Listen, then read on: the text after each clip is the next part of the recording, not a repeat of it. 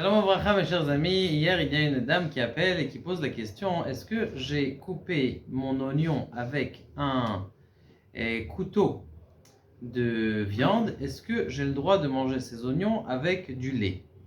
Ça, c'était la question de la dame.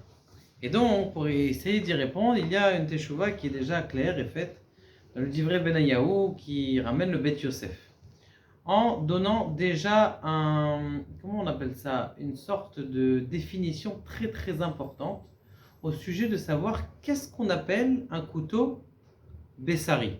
Alors, je vais vous dire un mot qui n'est pas français, un couteau viandeux. Je ne sais pas si ça se dit en français, mais en tout cas, c'est pour qu'on comprenne mieux. Qu'est-ce que c'est un couteau viandeux? A priori, il y a plusieurs explications dans Rashi. Certains disent que c'est un couteau qui est encore sale. D'autres personnes disent que même s'il est propre, eh bien, il a une blia à l'intérieur, il a une, comment on appelle ça, une introduction à l'intérieur de viande. Maintenant, comment est-ce qu'à l'intérieur d'un ustensile, on peut mettre dans du fer, on peut mettre de la viande? Eh bien, c'est simple. C'est uniquement si j'ai coupé ma viande alors qu'elle était chaude, ou sur le grill, où j'ai mis mon couteau à l'intérieur de ma casserole avec de la viande, alors là, le couteau, il devient un vrai couteau bassari. Vous avez compris?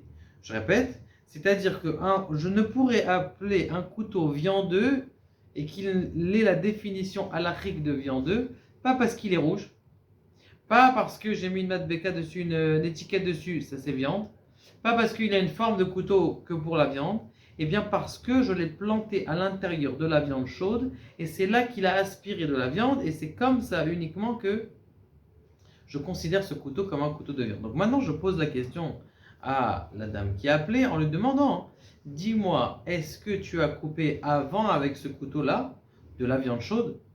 Alors en général, quand on coupe de l'oignon, on ne prend pas des couteaux grands comme ça pour couper la viande. Et pour couper le rôti, c'est vrai que c'est des grands couteaux.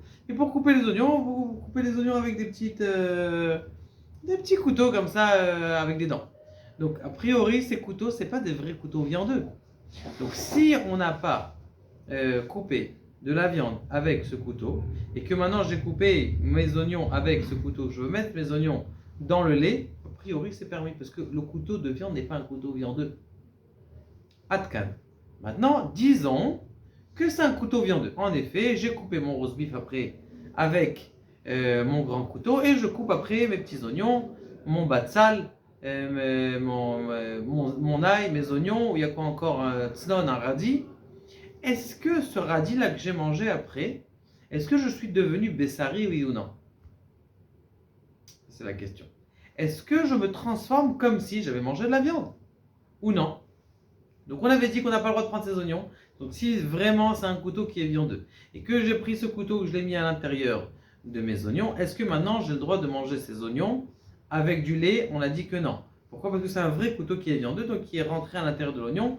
D'accord. Maintenant, si est-ce que j'ai le droit de manger après ces oignons du lait? La réponse, elle est que oui. Et comme ça, il ramène ici le Sefer Sha'arei Shalom, al Piske Aben Ishraï, Rabbi Akiva Eger, Rabet Meir, le Prémégadim, du fait que c'est Nat Barnat, c'est-à-dire que mon couteau, il est censé donner à mon oignon. Maintenant, mon oignon, je n'ai pas vraiment mangé de la viande.